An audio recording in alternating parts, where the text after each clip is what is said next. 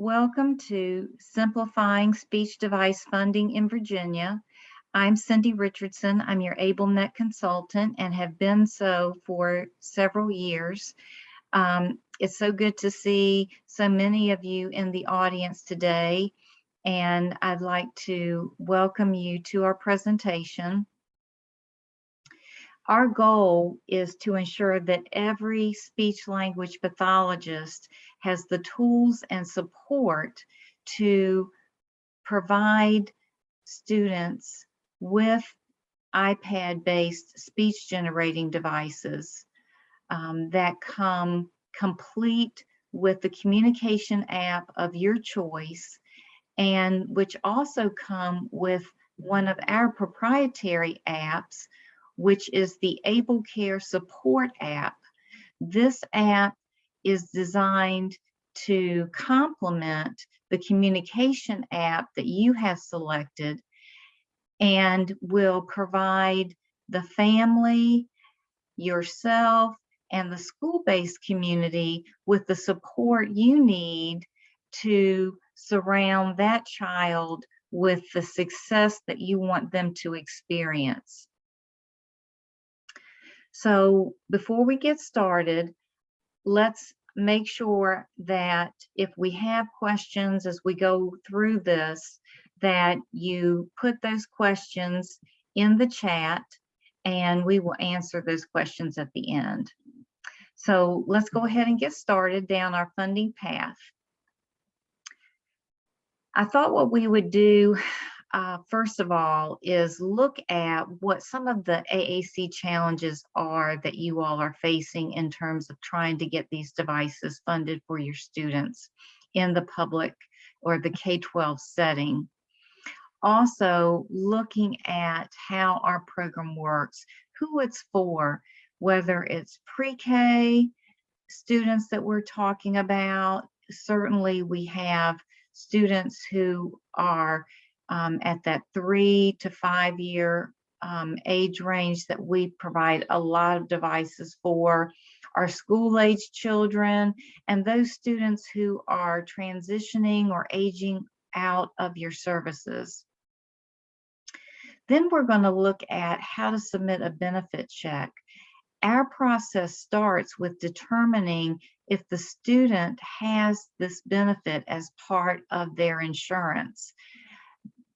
These devices are provided as part of the family's insurance policy. We work with Medicaid, Medicare, TRICARE, and a host of other private insurance companies around funding these devices for your students.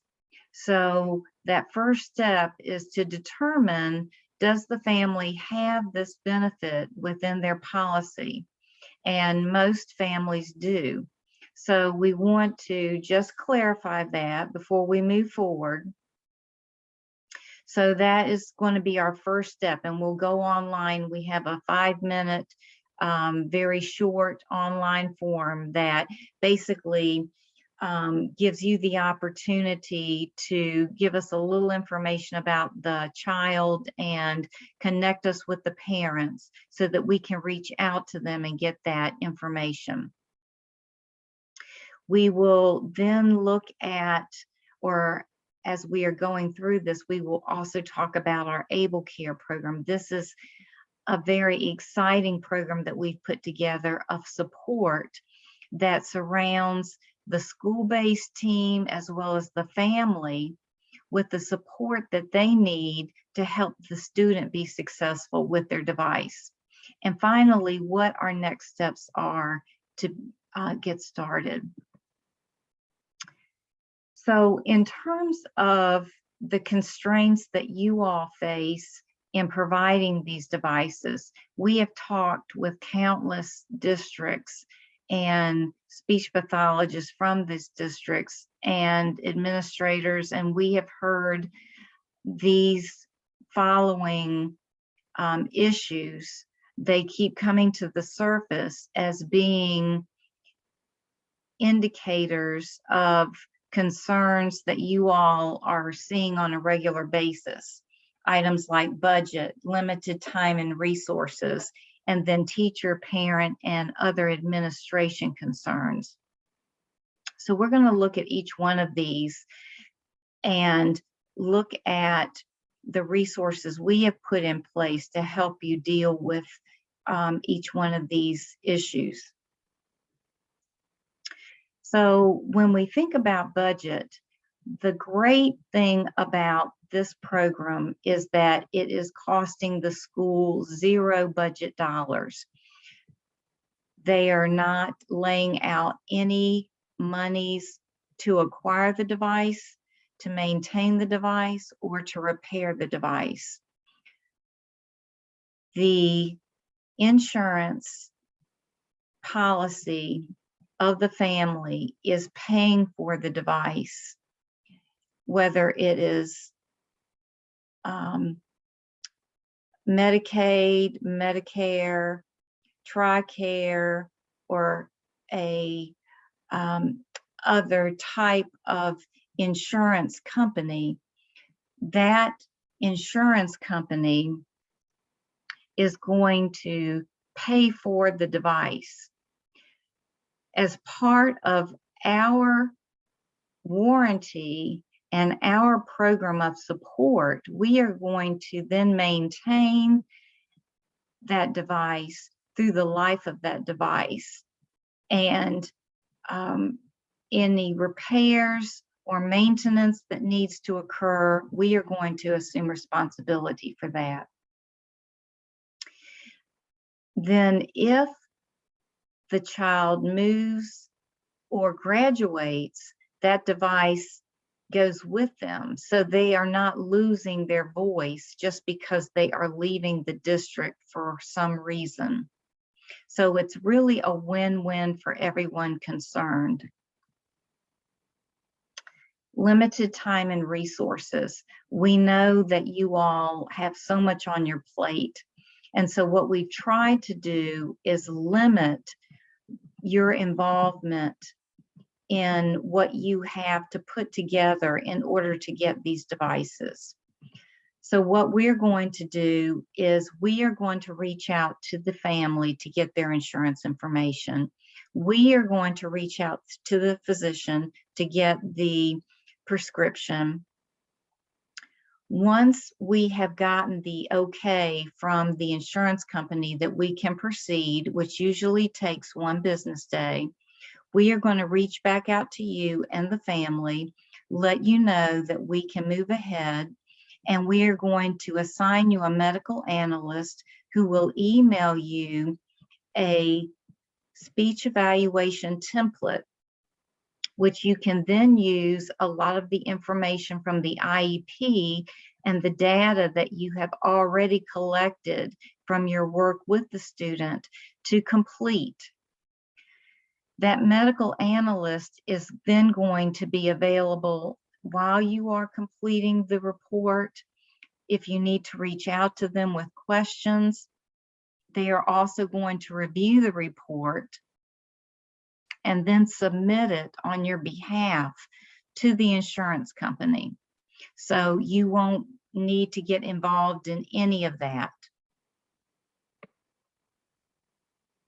Now, our Able Care program, this is so exciting. Able Care is actually our on-demand live support. This is available Monday through Friday from 8 a.m. to 5 p.m. Central Time. So for us East Coasters, that's 9 a.m. to 6 p.m. Eastern Time. You can reach out via FaceTime, email, phone, whichever mode of communication you prefer, but you get a live person. So a lot of us reach out via FaceTime, and you can get whatever support you need with the device or the app. So that's tremendously exciting, because whether it is yourself, whether it's the parent, whether it's a teacher, we have that support available. Now, moving on, as part of our Able Care program, we also have a 5-year unlimited unconditional warranty on these devices. If anything happens to the device, whether the screen gets cracked, whether it gets thrown out the bus window or across the room, however it gets damaged or lost, we will send out another device ASAP so that the child is not without their voice.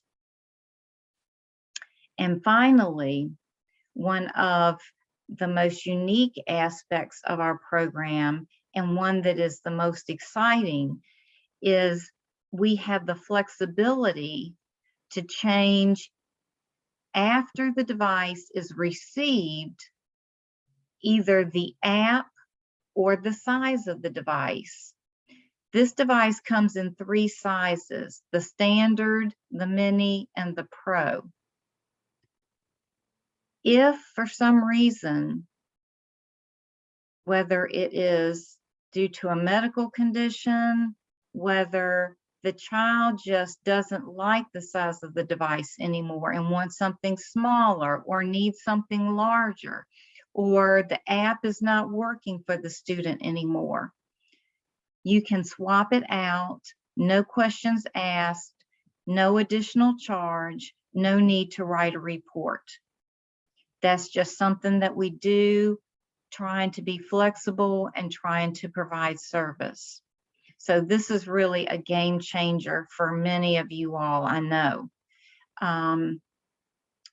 So keep that in mind going forward, that we do have that flexibility. And in terms of this Able Care app, I mentioned at the beginning that this app does come on the student's device.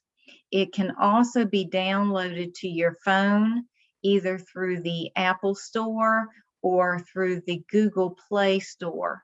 So you might want to encourage your team to go ahead and download this app for the student that you are working with, so that you all have it and you can just take out your phone anytime and reach out to Able Care if you have a concern or question.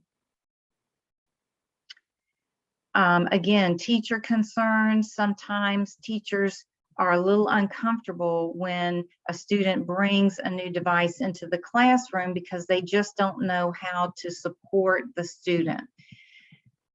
Please encourage them. You can't always be everywhere at the same time, but Able Care can be. So have them reach out to us and let us be an extension of your team. We have a separate program for parents. In addition to them being able to reach out to us, we also have a regular check-in program with them where we will reach out to them on a regular basis to make sure that they are comfortable using the device, not having any problems with it, and feeling good about having the device in their home. And then finally, administration concerns. We know that there are multiple platforms out there with multiple vendors, and a lot of times IT gets frustrated with having multiple devices in their district that they have to manage and maintain. The good news about our devices is that Able Care maintains all of our devices with the maintenance and the repair. So you can tell your administration to rest assured that IT will not have to be brought in to be responsible for maintenance or repair of these devices. So now what I'd like to do is talk about who these devices are for. We mentioned a little bit about this at the very beginning of the presentation, that these devices are for preschoolers, they're for school-age students, and they're for students who are transitioning away from school-based services. But now I want to talk to you about the types of communication disorders or the severity of disorders that students have. We have students every day that come to us who have been using no-tech, low-tech, and mid-tech devices, as well as iPads. Don't just think about your iPad users when you think about these devices. Not only can we put together a device that has a key guard or a switch or a mount, and we have those packages available, but also these lower tech devices, while they do have a place in the classroom to help access the curriculum, they can also be mirrored. Their configuration can be mirrored on an iPad. So if that's what the student is successful with, that type of configuration, it can be mirrored on the iPad, and that's where that student can start. And then their communication can build with that iPad. So don't limit your students to one of these lower end tools just because you think that might be where they're at. Think about, in the presence of funding, where that student can go and recommend them for one of these higher end devices. So now let's talk about how the program would work. The first step in starting with us would be to identify all of your students who are using some form of augmented communication. This would be your low tech or your no tech users, all the way up to your high tech users. And then we're going to show you how to submit a benefit check, and that would be your first step. Once we get approval from the insurance company, you can then move to step 3, which is to complete the speech evaluation. We will email you the template for that, and then you'll use your IEP and the data that you've collected to complete that speech evaluation. Our medical analyst will review it for you and then submit it to the insurance company. They will also reach out and get that doctor's prescription, so you don't need to worry about that. And then the insurance company will review the evaluation and then give us the go-ahead to ship the device. We will next day air that device to either yourself or to the family. If you would like it sent to yourself so that you can set the device up for the family, then we can certainly arrange for that to happen. It's up to you and the family. But we will ship that device out next day air, and then once it's received, you can start utilizing our Able Care team and our services. So now let's go ahead, and I want to take you online to our QuickTalker website, quicktalkerfreestyle.com, and show you how to submit your benefit check online.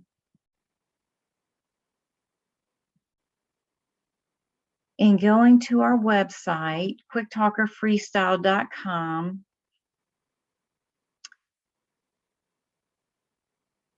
what I'd like to show you, first of all, you'll see there is a place up here that says Start Benefit Check. This is the link that you want to go to. Before we go there, though, I want to scroll down the page and I want you to take a look at our device. Before I do, though, I want to point out we're working with almost 4,000 SLPs, and it is averaging us now just over 30 days as an average time that it takes us to fund a QuickTalk or Freestyle device. So it's a pretty quick journey. All right, so we're coming to the device now, and you can see it's in a very rugged case. We also treat the screen with a screen protectant called Cell Helmet that provides a shatterproof coating just to give it an added layer of protection. But I'm going to go to another page that's going to allow us to look at the device and the sizes a little closer. And you can see the three sizes here. We've got the Freestyle, the Mini, and the Pro. And if I click on one of these for the product tour, you'll see it's got a kickstand, a handle, and a shoulder strap. And it is, like I said, in a pretty rugged case. So going back to the link to start a benefit check, when I come on this page, it's going to say, I am a, please select. I have two options, either speech language pathologist or parent caregiver. The only option that is really a viable one is the speech language pathologist.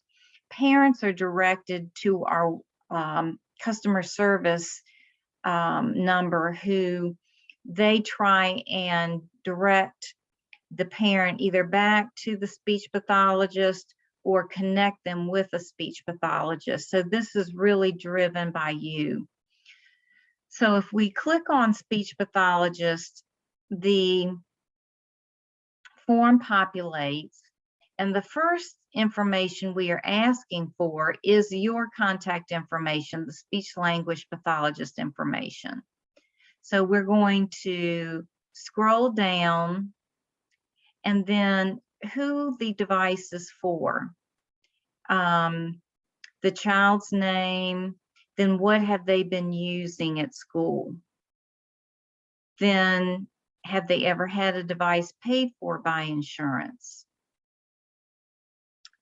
their address, and then the family or the guardian's information. Now, if you have insurance information, you can upload that. If you don't worry about it. That's what we're here for, to reach out to the family and get that information. Then in this box, if you have a family who needs translation service because English is not their first language, then please put it in here and we will arrange that language translation support. We have an outstanding service that we can connect them with. And then we have a few other questions. We have, of course, our form is HIPAA compliant. Then once you hit submit, the form is going to go directly to our funding department, and they are going to begin reaching out to the family and trying to start verifying that insurance benefit. So it's just about a 5-minute process to fill the form out. It's really easy to get started, and that's all there is to it. So let me jump back into our presentation and just finish that up.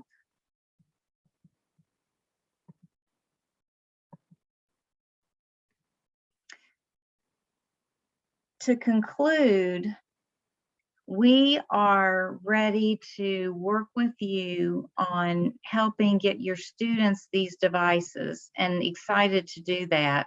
So whether you're working ESY and you have students this summer that you'd like to get a device for, or you have students that you know are going to be on your caseload going forward in the fall, and you'd like to get a date on the calendar for the fall to start having a plan in place for those students, please reach out to me. My contact information, both email and phone, is on the screen. So I would love to meet with you virtually or by phone, and we can get a plan going for how we're going to get started with getting your students these devices. Let's see if we have any questions now before we wrap things up. I do see one question. Do you do eye gaze, or is eye gaze available? At this point, we do not have eye gaze available as part of our accessibility package. We can meet every other accessibility need but eye gaze. But as soon as that is part of the iOS operating system, then we certainly will be offering that as well. Any other questions?